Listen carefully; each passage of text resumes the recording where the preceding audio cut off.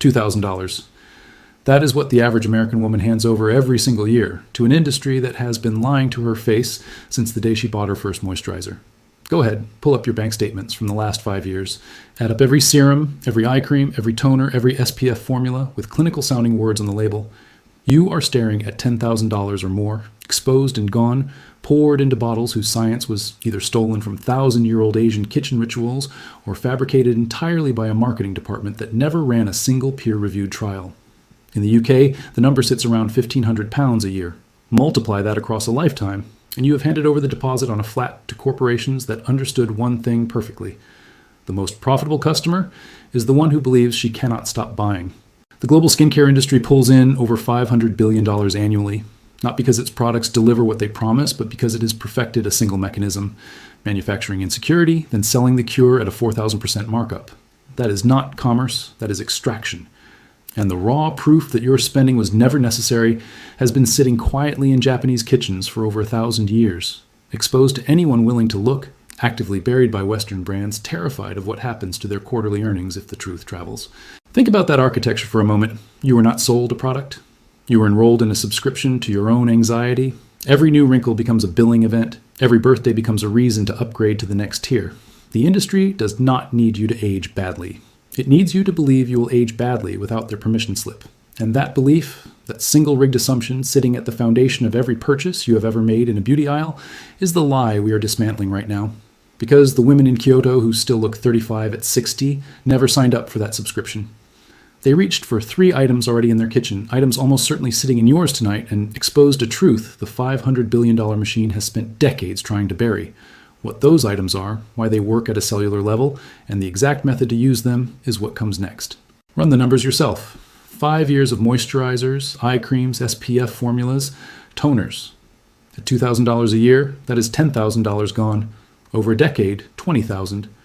Over a full adult lifetime from age 25 to 65, you're staring at $80,000 surrendered to an industry that generates more than $500 billion annually by keeping you on a subscription you never signed up for. The average British woman loses 1,500 pounds a year to the same machine. Exposed to compound inflation on those products, she will hand over more than the cost of a modest home deposit before she turns 50. That is not a beauty routine. That is a second rent payment made to corporations who understood one brutal truth. If the solution is cheap, the customer disappears. These studies also identified something called the aquaporin 3 pathway, the biological channel responsible for sustained hydration at the dermal layer. Activating it is what separates skin that holds moisture on its own from skin that needs another $40 bottle every 3 weeks. Japanese women whose complexions appeared frozen in their 30s were not genetic outliers. They were activating this pathway every morning with ingredients that never required a patent, a brand name, or a retail shelf. Western pharmaceutical companies had access to this research for decades.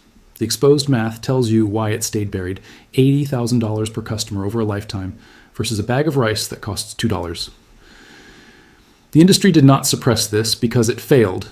It suppressed this because it worked, and the margin on truth was 0. What matters now is how these 3 ingredients actually function at a cellular level and the precise method that makes them effective. Here is where the extraction becomes almost surgical. You now understand the ingredients are real. The science checks out. So the next question is the one that should keep you up at night. If a cup of brewed green tea delivers more EGCG than a $60 serum, who exactly is capturing the value when you tap your card at the register? Follow the ownership chain. A farmer in Shizuoka grows the tea leaves. A cold press facility in rural Thailand extracts rice bran oil by the barrel. The raw inputs cost fractions of a cent per application. But somewhere between that barrel and your bathroom shelf, a quiet alchemy happens. Not chemical alchemy, financial alchemy. A corporation acquires the compound, dilutes it below the concentration you could brew in your own kitchen, seals it inside branded packaging, and every time, global demand for batteries ticks upward and their portfolio thickens while your hardware store receipt gets a little longer. Think about what happens when you try to scale your little kitchen experiment. You want to power something bigger than an LED, maybe a small clock, maybe a tiny motor. So you cut larger pieces of metal, soak thicker towels, wire stacks in parallel like a miniature power grid on your countertop. And it works, sort of. But the current drops, the resistance climbs. You burn through electrolyte faster. You need more zinc, more copper, more acid. Every attempt to extract more energy costs you more material, and every piece of material has a price tag attached to a supply chain you do not control. You're running a tiny chemical factory, sure, but you're buying all your inputs at retail and selling the output to yourself at 0. Now picture the person on the other end. The company that manufactures the AAA batteries in your TV remote did not start by experimenting with pennies. They started by locking down supply agreements for refined zinc and manganese dioxide at bulk rates you will never see. They engineered the internal resistance out of the cell so the current stays stable. They stamped a brand on the wrapper and marked the price up several $100s over raw material cost. When you buy a pack of batteries at the checkout counter, you're not paying for chemistry. You're paying for the ownership structure that sits between the mine and your flashlight. The chemistry is almost free. The access is what costs you. That is the value layer hiding underneath every experiment you run on your kitchen table. You can swap metals all day, try every electrolyte in your pantry, seal cells into old pill bottles, and call them portable. The knowledge is real. The physics is real. But the economic architecture around batteries was never designed for the person holding the multimeter. It was designed for the person holding the deed to the zinc deposit. And the wider the gap between those two positions, the more every volt you generate at home is really just a demonstration of how far you sit from the actual asset. The chemistry has not changed in over a century, and neither has that distance. Here is the thing nobody tells you when they hand you a budget spreadsheet or a savings app with confetti animations. Knowing where your money goes and actually rerouting it are two completely different chemical reactions. You can stare at a bank statement the same way you can stare at a pile of pennies and vinegar on your kitchen counter. The ingredients are right there, but until you physically separate the copper from the zinc, until your fingers actually touch the foil and press it against the wet paper towel, nothing happens. No current flows, no LED flickers.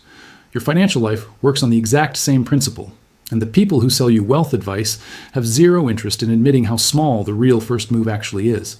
Forget the 5-year plan, forget the diversified portfolio talk. Forget every guru who tells you to visualize abundance while your checking account quietly bleeds out through subscriptions you forgot you signed up for. Picture instead a guy named John sitting in his kitchen at 11 at night, wondering how many batteries it would take to run his water heater for a week. That question sounds absurd until you realize he's doing something most people never do. He's measuring the actual cost of a single specific thing he uses every day, not the vague idea of expenses. One device, 1 week, one honest number. That is your move. Not a strategy, not a philosophy. A single, boring, unsexy action you can do tonight in less than 10 minutes. Pick one bill, just one, the way you would pick one pair of metals for your first battery experiment. Your electric bill, your streaming stack, your grocery receipt from last Tuesday, pull it up on your phone. Do not look at the total. Totals are designed to make your eyes glaze over. Instead, find the one-line item you cannot justify to a stranger with a straight face. Maybe it is the premium tier of a service you use on the free tier's worth of attention. Maybe it is the convenience fee you pay because you never switched to autopay. Maybe it is the $14 a month for a cloud storage plan still holding photos from a phone you threw away 2 years ago. Circle that line, cancel it, downgrade it, or call and renegotiate it. One line, one action. Done. You are not saving your way to wealth. You are doing something far more dangerous to your old habits. You are proving to your own nervous system that the money flowing out of your life is not a river you watch from the bank. It is a series of tiny valves. Neither has that distance. Here is the thing nobody tells you when they hand you a budget spreadsheet or a savings app with confetti animations. Knowing where your money goes and actually rerouting it are two completely different chemical reactions. You can stare at a bank